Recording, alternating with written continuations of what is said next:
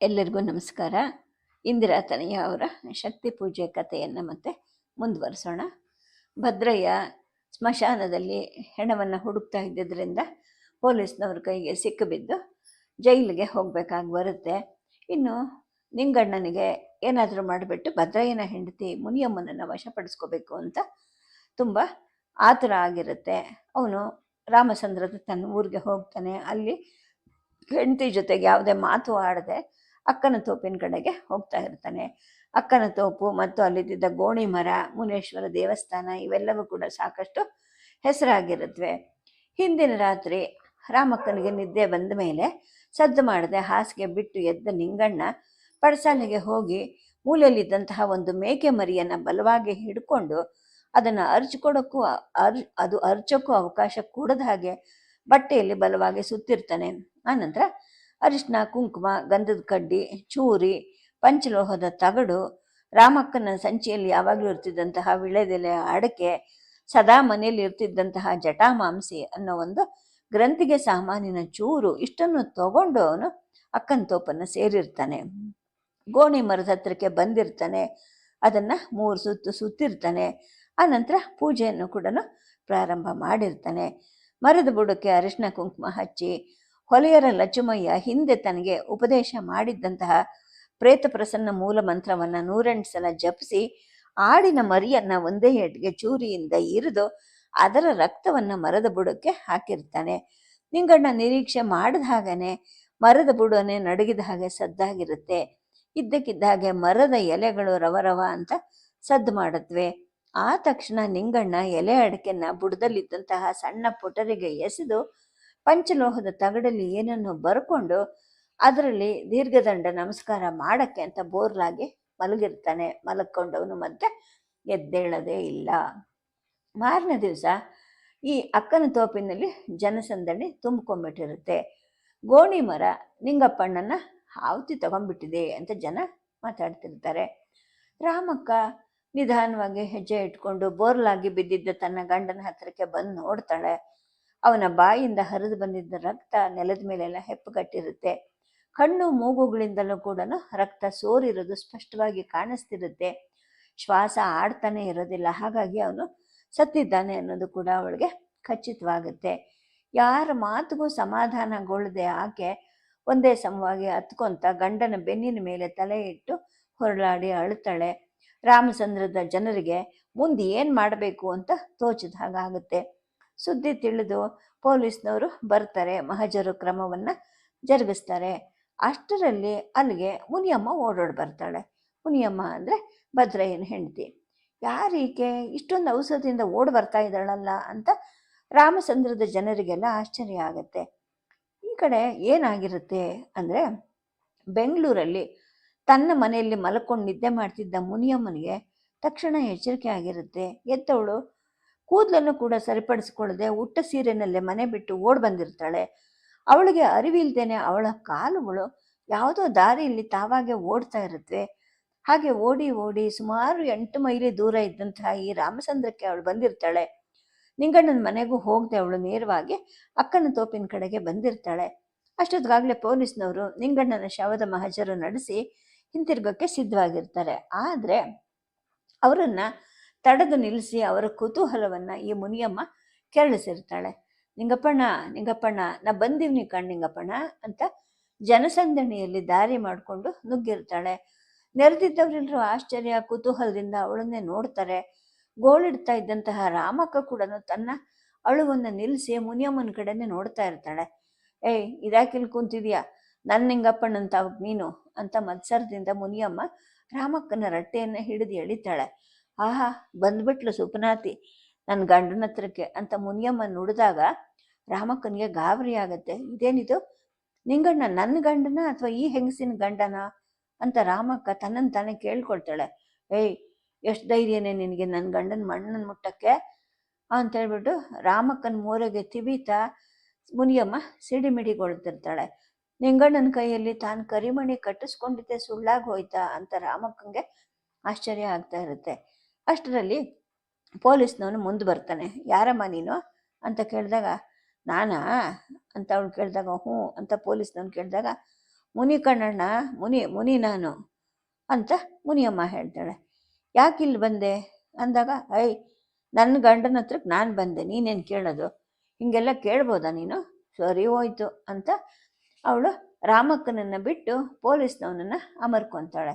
ನೋಡು ಸರಿಯಾಗಿ ನಾನು ಯಾರು ಅಂತ ಹೇಳಿದಾಗ, ಯಾರಾದ್ರೂ ಏನಂತೆ, ನನ್ನ ಗಂಡನ ಹತ್ರಕ್ಕೆ ನಾನು ಬಂದೆ, ಯಾಕೆ ಅಂತ ನೀನು ಕೇಳ್ಬೋದು ಅಂದೆ ಅಂತ ಅವಳು ಮತ್ತೆ ಪೊಲೀಸ್ನವನ ಮೇಲೆ ಜೋರು ಮಾಡ್ತಾಳೆ. ನೋಡು ನಾನು ಪೊಲೀಸ್ನವನು ಅಂತ ಪೊಲೀಸ್ನವನು ಹೇಳ್ತಾನೆ. ಪೊಲೀಸ್ನವನಾದರೆ ನಿನ್ನ ರೂಲ್ಸಲ್ಲಿ ಹಿಂಗಿದೆ, ಹಿಂಗೆ ಕೇಳು ಅಂತೆಲ್ಲನ ಬರೆದಿದ್ಯೇನು, ತೆಗಿ ನೋಡೋಣ ಅಂತ ಮತ್ತೆ ಅವನ ಜೊತೆಗೇನೆ ಜಗಳ ಮಾಡೋಕ್ಕೆ ಮುನಿಯಮ್ಮ ಶುರು ಮಾಡ್ತಾಳೆ. ಮುನಿದ ಮಾರಿಯಾಗಿದ್ದ ಮುನಿಯಮ್ಮನನ್ನು ಎದುರಿಸೋದು ಕೂಡ ಸುಲಭ ಆಗಿರೋದಿಲ್ಲ. ಪೊಲೀಸ್ನವರು ಅವಳನ್ನು ಹಿಡ್ಕೊಂಡು ಠಾಣೆಗೆ ಒಯ್ಯೋಕ್ಕೆ ನಿಶ್ಚಯ ಮಾಡಿಕೊಳ್ತಾರೆ. ಅಷ್ಟರಲ್ಲಿ ಇಲ್ಲಿಯ ಸುದ್ದಿ ತಿಳಿದು ಬೈಲುಹಳ್ಳಿಯ ಹೊಲೆಯರ ಲಕ್ಷ್ಮಯ್ಯ ನೆರೆಹಳ್ಳಿಗೆ ಹೋಗಿರ್ತಾನೆ. ಅವನು ಅಕ್ಕನ ತೋಪಿಗೆ ಧಾವಿಸಿ ಬರ್ತಾನೆ. ಅವನ ಪರಿಚಯ ಇದ್ದಂತಹ ರಾಮಚಂದ್ರದ ಜನ ಅವನಿಗೆ ದಾರಿ ಮಾಡಿಕೊಡ್ತಾರೆ. ಆತ ಮುನಿಯಮ್ಮನ ಹತ್ರಕ್ಕೆ ಬಂದು ನಿಂತ್ಕೋತಾನೆ. ಅಲ್ಲಿ ನಡೆದಿದ್ದನ್ನೆಲ್ಲ ಸೂಕ್ಷ್ಮವಾಗಿ ಗಮನಿಸ್ತಾನೆ. ಪಂಚಾಯಿತಿಯ ಮುಖ್ಯಸ್ಥ ಚಿಕ್ಕೇಗೌಡ ಅಂತಿರ್ತಾನೆ. ಅವನು ನಡೆದ ಸಂಗತಿಯನ್ನು ಲಕ್ಷ್ಮಯ್ಯನಿಗೆಲ್ಲ ವರದಿ ಒಪ್ಪಿಸ್ತಾನೆ. ಲಕ್ಷ್ಮಯ್ಯನಿಗೆ ಆ ದೃಶ್ಯವನ್ನು ನೋಡಿ ಅಯ್ಯೋ ಅನಿಸುತ್ತೆ, ನಿಂಗಣ್ಣನಿಗೆ ಇಂಥ ಸಾವು ಬರುತ್ತೆ ಅಂತ ನಾನು ಮನಸ್ಸಲ್ಲೂ ಅಂದ್ಕೊಂಡಿರಲಿಲ್ಲ ಅಂತ ಲಕ್ಷ್ಮಯ್ಯ ಹೇಳ್ತಾನೆ. ಅವನ ಬಾಯಿಂದ ಬಂದ ಮಾತು ಸುತ್ತಮುತ್ತಲವ್ರಿಗೂ ಕೇಳುತ್ತೆ. ಈಗೇನು ಮಾಡ್ತೀರಿ ಬುದ್ಧಿ ನೀವು ಅಂತ ಲಕ್ಷ್ಮಯ್ಯ ಪೊಲೀಸ್ ಅಧಿಕಾರಿಗಳನ್ನ ಕೇಳ್ತಾನೆ. ಈ ಹೆಂಗಸನ್ನ ಸ್ಟೇಷನ್ಗೆ ಕರ್ಕೊಂಡು ಹೋಗ್ತೀವಿ, ಡಾಕ್ಟ್ರ್ ಪರೀಕ್ಷೆ ಆದಮೇಲೆ ಹೆಣನ ದಫನ್ ಮಾಡಿಸಬಹುದು ಅಂತ ಅವರು ಹೇಳ್ತಾರೆ. ಡಾಕ್ಟ್ರ್ ಪರೀಕ್ಷೆ ಯಾಕೆ ಬುದ್ಧಿ, ಅವನು ಶಕ್ತಿಗೆ ಆಹುತಿಯಾಗಿದ್ದಾನೆ, ವಿಷ ಕೊಟ್ಟು ಯಾರೂ ಸಾಯಿಸಿಲ್ಲ ಅಂತ ಲಕ್ಷ್ಮಯ್ಯ ಹೇಳ್ತಾನೆ. ನೋಡಪ್ಪ, ಅದೆಲ್ಲ ಕಟ್ಕೊಂಡು ನಮಗೇನು, ಡಾಕ್ಟ್ರ್ ಪರೀಕ್ಷೆ ಆಗಬೇಕು, ಶವ ಪರೀಕ್ಷೆ ಆಗಬೇಕು ಅಂತ ಪೊಲೀಸ್ನವರು ಹೇಳ್ತಾರೆ. ಮತ್ತು ಈ ಹೆಂಗಸು ಅಂತ ಲಕ್ಷ್ಮಯ್ಯ ಕೇಳಿದಾಗ ಪೊಲೀಸ್ ಸ್ಟೇಷನ್ಗೆ ಅಂತ ಪೊಲೀಸ್ ಹೇಳ್ತಾನೆ. ಹೆಂಗೆ ಕರ್ಕೊಂಡು ಹೋಗ್ತೀಯ ನೋಡ್ತೀನಿ ಅಂತ ಮುನಿಯಮ್ಮ ಬಿರುಬಿರುನೆ ನಡೀತಾಳೆ. ಪೊಲೀಸ್ ಅಧಿಕಾರಿ ಮುಂದೆ ಸೊಂಟದ ಮೇಲೆ ಕೈ ಇಟ್ಕೊಂಡು ಸಿಟ್ಟಿನಿಂದ ನೋಡ್ತಾ ಕೇಳ್ತಾಳೆ. ಲಕ್ಷ್ಮಯ್ಯ ಅವಳನ್ನು ತಡಿತಾನೆ. ಇರಮ್ಮ, ನಾನೊಂದು ಮಾತು ಹೇಳ್ತೀನಿ ಅಂತೇಳ್ಬಿಟ್ಟು ಪೊಲೀಸ್ನವ್ರ ಕಡೆಗೆ ತಿರುಗಿ, ಬುದ್ಧಿ ನನ್ನ ಮಾತು ಸ್ವಲ್ಪ ಕೇಳಿ, ನಿಂಗಣ್ಣ ವಶೀಕರಣ ಮಾಡಿಕೊಂಡು ಯಂತ್ರ ಕಟ್ಕೊಂಡವನೇ, ಅವನ ಮೈ ಮೇಲೆ ಆ ಯಂತ್ರ ಎಲ್ಲಿದೆ ಅಂತ ಹುಡುಕಿ ಅದನ್ನು ತೆಗೆದುಬಿಟ್ರೆ ಎಲ್ಲ ಸರಿ ಹೋಗುತ್ತೆ, ಆಮೇಲೆ ನಿಮ್ಗೆ ಇಷ್ಟ ಬಂದಾಗ ಮಾಡಿ ಅಂತಾನೆ.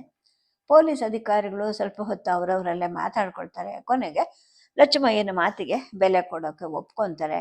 ಇನ್ನು ಯಂತ್ರವನ್ನು ಹುಡುಕಿ ಅದನ್ನು ಬಿಚ್ಚಿ ಹೊರಗೆ ತೆಗಿಬೇಕು. ಆದರೆ ಆ ಕೆಲಸ ಯಾರು ಮಾಡಬೇಕು?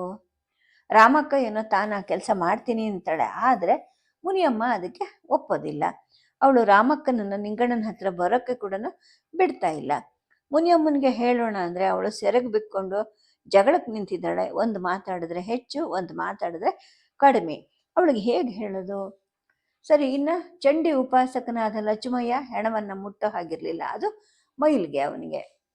ಸ್ವಲ್ಪ ಹೊತ್ತು ಎಲ್ಲರೂ ಮೌನವಾಗಿರ್ತಾರೆ. ಕೊನೆಗೆ ಒಬ್ಬ ಪೊಲೀಸ್ನವನು ಮುಂದೆ ಬರ್ತಾನೆ. ಶವದ ಅಂಗಿಯೊಳಗಡೆ ಕೈ ಇಡ್ತಾನೆ. ಕುತ್ತಿಗೆ ಮತ್ತು ತೋಳಿನ ಭಾಗಗಳನ್ನು ನೋಡ್ತಾನೆ.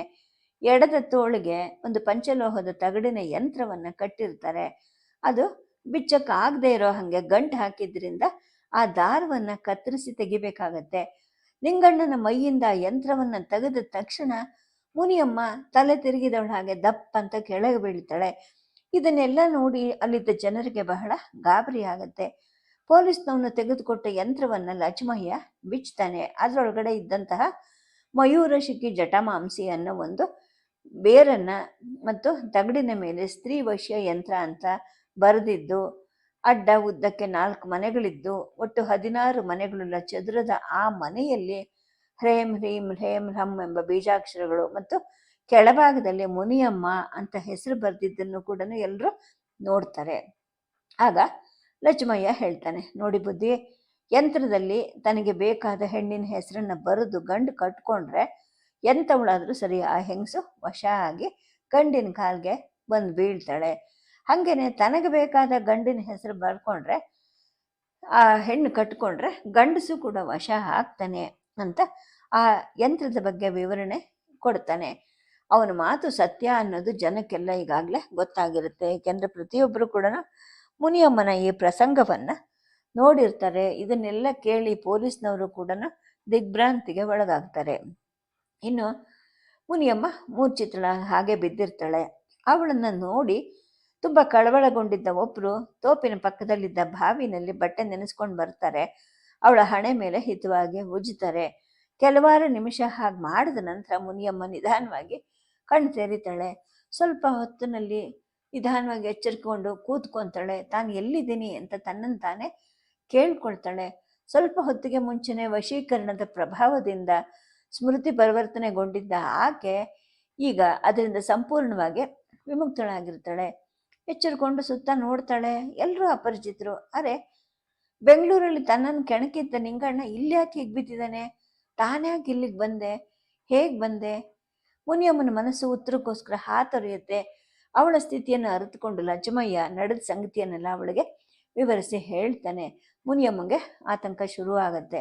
ತಾನು ಗಂಡನ ಮನೆಯಿಂದ ಇಲ್ಲಿವರೆಗೂ ಓಡ್ ಬಂದ ಈ ಸಂಗತಿ ಮನೆಯವರಿಗೆ, ಗಂಡನಿಗೆ ಮತ್ತು ಕುಲದವರಿಗೆ ತಿಳಿದ್ರೆ ತನ್ನನ್ನು ಸುಮ್ಮನೆ ಬಿಡ್ತಾರಾ ಅಂತೇಳ್ಬಿಟ್ಟು ಭಯ ಪ್ರಾರಂಭ ಆಗತ್ತೆ. ಅವಳ ಹೃದಯ ನಡುಗತ್ತೆ.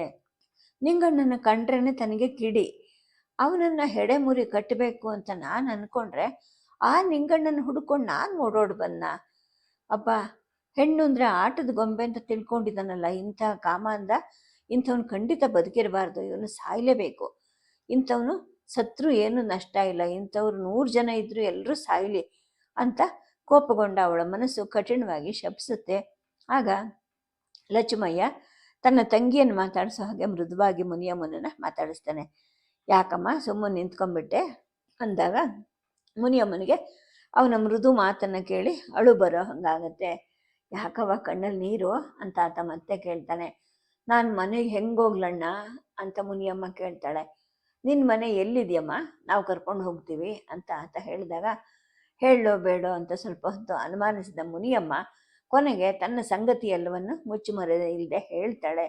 ನಿಂಗಣ್ಣನ ತನ್ನನ್ನು ಕೆಣಕಕ್ಕೆ ಬಂದದ್ದನ್ನು ಮತ್ತು 2 ದಿನದ ಹಿಂದೆ ತನ್ನ ಗಂಡ ಭದ್ರಯ್ಯ ಭೂತವಿದ್ಯೆ ಕಲಿಯೋಕ್ಕೆ ಅಂತ ಹೋಗಿ ಪೊಲೀಸರ ಕೈಗೆ ಸಿಕ್ಕಿ ಸೆರೆಮನೆಗೆ ಹೋಗಿದ್ದು, ಇದನ್ನೆಲ್ಲವನ್ನೂ ಹೇಳಿದಾಗ ಅವಳ ಮಾತನ್ನು ಕೇಳಿ ರಾಮಕ್ಕನಿಗೂ ದುಃಖ ಆಗುತ್ತೆ. ಅಲ್ಲಿದ್ದವರೆಲ್ಲರೂ ಕೂಡ ಮರುಕ ಸೂಚಿಸ್ತಾರೆ. ಪೊಲೀಸ್ನವರು ಕೂಡ ಅಯ್ಯೋ ಪಾಪ ಅಂತ ಅಂತಾರೆ.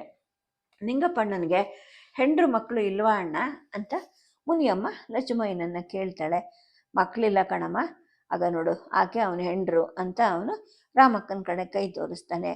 ಮುನಿಯಮ್ಮ 1-2 ಕ್ಷಣ ಅವಳನ್ನು ದಿಟ್ಟಿಸಿ ನೋಡ್ತಾಳೆ. ಆನಂತರ ಅವಳ ಹತ್ರ ಹೋಗಿ ರಾಮಕ್ಕನನ್ನು ತಬ್ಬಿಕೊಳ್ತಾಳೆ. ರಾಮಕ್ಕನಿಗೂ ಕೂಡ ದುಃಖ ಉಕ್ಕಿ ಬರುತ್ತೆ. ಸತ್ತ ತನ್ನ ಗಂಡನಿಗೋಸ್ಕರ ಮಾತ್ರ ಅಲ್ಲದೆ ಅಪರಿಚಿತವಾದ ಈ ಹೆಣ್ಣು ಜೀವ ಮುನಿಯಮ್ಮನ ಅಸಹಾಯಕ ಪರಿಸ್ಥಿತಿಗೂ ಕೂಡ ಅವಳು ಕಣ್ಣೀರಿಡ್ತಾಳೆ. ಆಲಿಂಗನವನ್ನು ಸಡಿಲಿಸಿ ಮುನಿಯಮ್ಮ ತನ್ನ ಸೆರಗಿನ ತುದಿಯಿಂದ ರಾಮಕ್ಕನ ಕಣ್ಣೀರನ್ನು ಒರೆಸ್ತಾಳೆ. ಅಳಬೇಡ ಅಕ್ಕ, ಶಿವನಿಚ್ಛೆ ಇದ್ದಂಗಾಯ್ತು, ನಾವೇನು ಮಾಡೋಕ್ಕಾಗತ್ತೆ, ನಾವು ಮನಸ್ಸರು ಅಂತ ಹೇಳ್ತಾಳೆ. ಪೊಲೀಸ್ನವರು ಪಂಚಾಯಿತಿ ಮುಖ್ಯಸ್ಥರಿಗೆ ಹೇಳಿ ಅಲ್ಲಿಂದ ಹೊರಡ್ತಾರೆ. ಇನ್ನು ಲಚಮಯ್ಯ ಚಿಕ್ಕೇಗೌಡನಿಗೆ ಹೇಳಿ ಒಂದು ಗಾಡಿಯನ್ನು ಕಟ್ಟಿಸ್ತಾನೆ. ನಾನಿನ್ನು ಹೋಯ್ತೀನಿ ಕಣಕ್ಕ ಅಂತ ಮುನಿಯಮ್ಮ ಹೇಳ್ತಾಳೆ. ರಾಮಕ್ಕನಿಗೆ ಈ ಸರಳ ಹೃದಯವನ್ನು ಅಗಲಕ್ಕೆ ಮನಸ್ಸಾಗೋದಿಲ್ಲ. ಆಕೆ ಮೌನವಾಗಿದ್ದದನ್ನು ಕಂಡು ಮತ್ತೆ ಮುನಿಯಮ್ಮ ಹೇಳ್ತಾಳೆ, ಅಕ್ಕ ನಾನು ಹೋಗ್ಬಿಟ್ಟು ಬರಲಾ ಅಂದಾಗ, ಅಯ್ಯೋ ಹೊಂಟೋಯ್ತೀಯನವ ನೀನು ಅಂತ ರಾಮಕ್ಕ ಅಳ್ತಾನೆ ಕೇಳ್ತಾಳೆ. ಅಳ್ಬೇಡಕ್ಕ, ನಾನು ಬದುಕಿದ್ರೆ ಇನ್ನೊಂದ್ಸಲ ಬಂದು ನಿನ್ನ ಮುಖ ನೋಡ್ತೀನಿ ಅಂತ ಹೇಳಿಬಿಟ್ಟು ಮುನಿಯಮ್ಮ ಲಚಮಯ್ಯನ ಸೂಚನೆ ಹಾಗೆ ಗಾಡಿ ಹತ್ತುತ್ತಾಳೆ. ರಾಮಚಂದ್ರದ ಅಕ್ಕನ ತೋಪಿನ ಕಡೆಯಿಂದ ಬೆಂಗಳೂರು ಕಡೆಗೆ ಗಾಡಿ ಹೊರಡುತ್ತೆ. ಲಚಮಯ್ಯ ಮತ್ತು ಚಿಕ್ಕೇಗೌಡ ಕೂಡ ಗಾಡಿಯನ್ನು ಹಿಂಬಾಲಿಸ್ಕೊಂಡು ಬರ್ತಾರೆ. ಸುಮಾರು ಮಧ್ಯಾಹ್ನ 3 ಗಂಟೆ ಹೊತ್ತಿಗೆ ಈ ಗಾಡಿ ಬೆಂಗಳೂರು ತಲುಪುತ್ತೆ. ಭದ್ರಯ್ಯನ ಮನೆ ಮುಂದೆ ನಿಂತ್ಕೊಳ್ಳುತ್ತೆ. ಮುನಿಯಮ್ಮ ಕೆಳಗಡೆ ಇಳಿದು ಮನೆಯನ್ನು ಒಳಗಡೆಗೆ ಹೋಗ್ತಾಳೆ. ಅವಳು ಹಿಂದೆನೆ ಲಚಮಯ್ಯ ಮತ್ತು ಚಿಕ್ಕೇಗೌಡರು ಕೂಡ ಒಳಗಡೆ ಹೋಗ್ತಾರೆ. 4 ದಿನದಿಂದ ಅನಾರೋಗ್ಯದಿಂದ ಹಾಸಿಗೆ ಹಿಡ್ದಿದ್ದ ಭದ್ರಯ್ಯನ ಕಿವುಡಿ ಮುದಿ ತಾಯಿ, ಏಯ್ ಬೆಳಗ್ಗೆಂದು ಎಲ್ಲೋಗಿದ್ಯೆ ಮುಂಡೆ ಅಂತ ಸಿಡಿಮುಡಿಗುಂಡ್ಕೊಂಡು ಕೇಳ್ತಾಳೆ. ಮುನಿಯಮ್ಮ ಮಾತಾಡೋದಿಲ್ಲ. ಅನ್ನ ನೀರಿಲ್ಲದೆ ಸಾಯ್ತಾ ಬಿದ್ದಿದ್ದೀನಿ, ಕೇಳೋರು ದಿಕ್ಕಿಲ್ಲದೆ, ಮನೆಗೆ ಗಂಡಸಿಲ್ಲ ಅಂತ ನೀನು ಆಡಿದ್ದೆ ಆಟನ ಅಂತ ಬೈತಾಳೆ. ಮುನಿಯಮ್ಮನಿಗೆ ಅತ್ತೆ ಮಾತನ್ನು ಸಹಿಸೋಕ್ಕಾಗೋದಿಲ್ಲ. ಆಕೆ ಸಿಟ್ಟು ಮಾಡಿಕೊಂಡು ಅತ್ತೆ ಹತ್ತಿರಕ್ಕೆ ಬರ್ತಾಳೆ. ಸುಮ್ಮನೆ ಬಿತ್ಕೊಳ್ಳೋಕ್ಕಾಗಲ್ವಾ, ಸ್ಯಾನೆ ಬಾಯಿ ಮಾಡಬೇಡ ನೀನು ಅಂತ ಹೇಳಿದಾಗ ಲಚಮಯ್ಯ ಹೇಳ್ತಾನೆ, ಯಾಕೆ ಸಿಟ್ಟು ಮಾಡ್ಕೊಂತೀಯವ, ಮುದುಕಿ ಮಾತು ಕಟ್ಕೊಂಡೇನು ಅಂತ ಹೇಳಿದಾಗ ಪ್ರಯಾಸದಿಂದ ಹಾಸಿಗೆ ಮೇಲೆ ಎದ್ದು ಕೂತ್ಕೊತಾಳೆ ಆ ಮುದುಕಿ. ಯಾರ್ದು ಹೊಸ ಧ್ವನಿ ಇದು ಅಂತ ಅಂದ್ಕೊತಾಳೆ. ಚಿಕ್ಕೇಗೌಡ ಮತ್ತು ಲಕ್ಷ್ಮಯ್ಯ ಅವಳ ಕಣ್ಣಿಗೆ ಕಾಣಿಸ್ತಾರೆ. ಬೆಳಗ್ಗೆಯಿಂದ ಮನೆಯಲ್ಲಿ ಇಲ್ದಿದ್ದ ಸೊಸೆ ಮೇಲೆ ಆಕೆಗೆ ಬಹಳ ಸಂದೇಹ ಇರುತ್ತೆ. ಜೊತೆಗೆ ಈಗ ಇಬ್ಬರು ಅಪರಿಚಿತ ಗಂಡಸರ ಜೊತೆಗೆ ಬಂದಿದ್ದಾಳೆ. ತನ್ನ ಊಹೆ 100ಕ್ಕೆ 100 ಪಾಲು ನಿಜ ಅಂದ್ಕೊತಾಳೆ. ಏ ಮುನಿ, ಇದನ್ನೇನು ಸೂಳೆ ಮನೆ ಮಾಡಿಬಿಟ್ಟಿಯೇನೆ, ಯಾರ್ಯಾರನ್ನ ಗಂಡಸರನ್ನ ಕಡ್ಕೊಂಡು ಅವರು ನಿನ್ನ ಹುಡ್ಕೊಂಡು ಬಂದಿದ್ದಾರೆ ಅಂತ ಹೇಳ್ತಾಳೆ. ಮುದುಕಿ ಮಾತನ್ನು ಕೇಳಿ ಚಿಕ್ಕೇಗೌಡನಿಗೂ ಮತ್ತು ಲಕ್ಷ್ಮಯ್ಯನಿಗೂ ಕೂಡ ಗಾಬರಿ ಆಗತ್ತೆ. ಮಾಡದೇ ಇರೋ ಅಪರಾಧಕ್ಕೆ ಅನ್ಯಾಯವಾಗಿ ಈ ಹೆಣ್ಮಗಳು ಗುರಿ ಆಗ್ತಾ ಇದ್ದಾಳಲ್ಲ ಅಂತ ಇಬ್ರಿಗೂ ತುಂಬ ವ್ಯಥೆ ಆಗುತ್ತೆ. ಆದರೆ ನಿಜ ಸಂಗತಿಯನ್ನು ಹೇಳಿ ಮುದುಕಿನ ಸಮಾಧಾನ ಪಡಿಸೋದು ಹೇಗೆ ಅಂತ ಯೋಚನೆ ಆಗುತ್ತೆ. ಆಗ ದೃಢ ಮನಸ್ಸಿನಿಂದ ಲಕ್ಷ್ಮಯ್ಯ ಆ ಕೆಲಸಕ್ಕೆ ಮುಂದಾಗ್ತಾನೆ. ಅವ ನಮ್ಮದು ರಾಮಚಂದ್ರ ಅಂತ ಹೇಳಿದಾಗ ಏನಂದೆ ಅಂತ ಮುದುಕಿ ಮತ್ತೆ ಕೇಳ್ತಾಳೆ. ಅವಳು ಕಿವಿ ಕೇಳಿಸಲ್ಲ, ಜೋರಾಗಿ ಹೇಳು ಅಂತ ಮುನಿಯಮ್ಮ ಹೇಳಿದಾಗ ಲಕ್ಷ್ಮಯ್ಯ ಗಟ್ಟಿಯಾಗಿ ಹೇಳಕ್ಕೆ ಶುರು ಮಾಡ್ತಾನೆ. ತಾನು ರಾಮಚಂದ್ರದವನು, ಭದ್ರಯ್ಯನ ಸ್ನೇಹಿತನಾದ ನಿಂಗಣ್ಣ ಆ ದಿನ ಸತ್ತು ಹೋದ ಅಂತ ಹೇಳಿಬಿಟ್ಟು ಆಮೇಲೆ ಮುನಿಯಮ್ಮನ ವಿಷಯವನ್ನು, ನಿಂಗಣ್ಣನ ವಶೀಕರಣದ ಮಹತ್ವವನ್ನು ಎಲ್ಲ ಹೇಳ್ತಾನೆ. ಈ ಪ್ರಸಂಗದಲ್ಲಿ ಮುನಿಯಮ್ಮಂದೇನು ತಪ್ಪಿಲ್ಲ ಅಂತ ಕೂಡ ಮುದುಕಿಗೆ ಮನದಟ್ಟು ಮಾಡ್ತಾನೆ. ಆದರೆ ಆ ಅತ್ತೆ ಅದನ್ನು ನಂಬೋದಿಲ್ಲ. ಗಂಡ ಮನೆಯಲ್ಲಿ ಇಲ್ಲಿದ್ರೆ ಏನೇನು ಮಾಡ್ತಾರಪ್ಪ ಈ ಹೆಂಗಸರು ಅಂದ್ಬಿಟ್ಟು ಸೊಸೆ ಮೇಲಿನ ಸಂದೇಹವನ್ನು ಅವಳು ಮತ್ತು ವ್ಯಕ್ತಪಡಿಸ್ತಾಳೆ. ಆದರೆ ಮುನಿಯಮ್ಮ ತನ್ನ ಅತ್ತೆ ಮಾತಿಗೆ ಸೊಪ್ಪೆ ಹಾಕಲ್ಲ, ಒಲೆ ಹಚ್ಚಿ ಬೇಗ ಅಡುಗೆ ಮಾಡ್ತಾಳೆ. ಬೇಡ ಅಂತ ಹೇಳಿದ್ರು ಕೂಡ ಬಲವಂತ ಮಾಡಿ ಚಿಕ್ಕೇಗೌಡನಿಗೂ ಮತ್ತು ಲಕ್ಷ್ಮಯ್ಯನಿಗೂ ಊಟ ಬಡಿಸ್ತಾಳೆ. ಆಮೇಲೆ ಎಲೆ ಅಡಿಕೆಯನ್ನು ತಂದು ಕೊಡ್ತಾಳೆ. ಯಜಮಾನ್ರು ಬಂದ ಮೇಲೆ ನೀವೊಂದ್ಸಲ ಇತ್ಲಾಗ ಬನ್ರಣ್ಣ ಅಂತ ಹೇಳಿಬಿಟ್ಟು ಅವರಿಬ್ಬರನ್ನು ಕಳಿಸ್ಕೊಡ್ತಾಳೆ. ಅವಳ ಮಾತಿನ ಹಿಂದೆ ಅವರ ಸಹಾಯವನ್ನು ಕೋರೋ ಆಸೆ ಕೂಡ ಅವಳಿಗೆ ಅಡಗಿರುತ್ತೆ. ಆ ದಿನ ನಡೆದ ಸಂಗತಿಯನ್ನೆಲ್ಲ ಇವರೇ ಭದ್ರಯ್ಯನಿಗೆ ಹೇಳಿದ್ರೆ ಆತ ತನ್ನ ಮೇಲೆ ಯಾವ ಸಂದೇಹವನ್ನು ಇಟ್ಕೊಳ್ಳದೆ ಮೊದಲಿನ ಹಾಗೆ ವರ್ತಿಸ್ತಾನೆ ಅಂತ ಅವಳಿಗೆ ನಂಬಿಕೆ ಇರುತ್ತೆ. ಆದರೆ ಈ ನಂಬಿಕೆ ಸುಳ್ಳಾಗುತ್ತೆ. 3 ತಿಂಗಳ ಸೆರೆವಾಸವನ್ನು ಅನುಭವಿಸಿ ಭದ್ರಯ್ಯ ಹಿಂತಿರುಗಿ ಬರ್ತಾನೆ. ಅವನ ತಾಯಿ ಸೊಸೆ ವಿಷಯದಲ್ಲಿ ಇಲ್ಲದ ಸಂಗತಿಗಳನ್ನೆಲ್ಲ ಹೇಳಿ ದೂರು ಕೊಡ್ತಾಳೆ. ಮುನಿಯಮ್ಮ ನಿಜವಾಗ್ಲೂ 16 ಆಣೆಯಷ್ಟು ಹಾದರಗಿತ್ತಿ ಅಂತ ಹೇಳಿ ಭದ್ರಯ್ಯನ ಮನಸ್ಸನ್ನು ಕೆಡಿಸ್ತಾಳೆ. ಇದರಿಂದ ಅವನ ಮನಸ್ಸು ಸಿಡಿಮಿಡಿಗೊಳ್ಳುತ್ತೆ. ಆ ಕ್ಷಣದಲ್ಲೇ ಹೆಂಡತಿಯ ಕೂತಿಗೆ ಹಿಸುಕಿ ಹಾಳಬಾವಿಲಿ ಹಾಕಿಬಿಡಬೇಕು ಅನ್ನೋಷ್ಟು ಸಿಟ್ಟು ಬರುತ್ತೆ. ಆದರೆ ಸೆರೆಮನೆ ವಾಸದಿಂದ ಜುಗುಪ್ಸೆಗೊಂಡಿದ್ದ ಮನಸ್ಸು ಮತ್ತೆ ಈ ಹಾಳು ಕೆಲಸ ಮಾಡೋಕ್ಕೆ ಹಿಂಜರಿಯುತ್ತೆ. ಆ ರಾತ್ರಿ ಮಲ್ಕೊಂಡಿದ್ದ ಭದ್ರಯ್ಯನ ಕಾಲಿನ ಬುಡದಲ್ಲಿ ಮುನಿಯಮ್ಮ ಕೂತ್ಕೋತಾಳೆ. ನಡೆದಿದ್ದ ಸಂಗತಿಯೆಲ್ಲ ವಿವರಿಸಿ ಹೇಳ್ತಾಳೆ. ತನ್ನ ಮಾತಲ್ಲಿ ನಂಬಿಕೆ ಇಲ್ಲ ಅಂದರೆ ರಾಮಚಂದ್ರದ ಜನರನ್ನು ಕೇಳಿ ತಿಳ್ಕೋ ಅಂತ ಕೂಡ ಆಕೆ ಹೇಳಿದಾಗ ಭದ್ರಯ್ಯನ ಮನಸ್ಸು ಉಯ್ಯಾಲೆ ಆಗುತ್ತೆ. ಅವನ ಮನಸ್ಸಿನ ಹಲವಾರು ಯೋಚನೆಗಳು ದಾಳಿ ನಡೆಸುತ್ತವೆ. ಮುನಿಯಮ್ಮ ತನ್ನ ತಾಯಿ ದೃಷ್ಟಿನಲ್ಲಿ 16 ಆಣೆಯಷ್ಟು ಹಾದರಗಿತ್ತಿ. ಇಂಥವಳ ಜೊತೆ ಇನ್ನು ಮುಂದೆ ಸಂಸಾರ ಮಾಡ್ಕೊಂಡಿರೋದ ಅಥವಾ ತಾಯಿ ಮಾತಿನ ಹಾಗೆ ಅವಳನ್ನು ಬಿಟ್ಟು ಬಿಡೋದ ಅಂತ ಅವನು ತಾಕಲಾಟದಲ್ಲಿ ಬಿದ್ದು ಹೋಗ್ತಾನೆ. ಸದ್ಯಕ್ಕೆ ಕಥೆಯನ್ನು ನಿಲ್ಲಿಸಿರ್ತೀನಿ. ನಮಸ್ಕಾರ.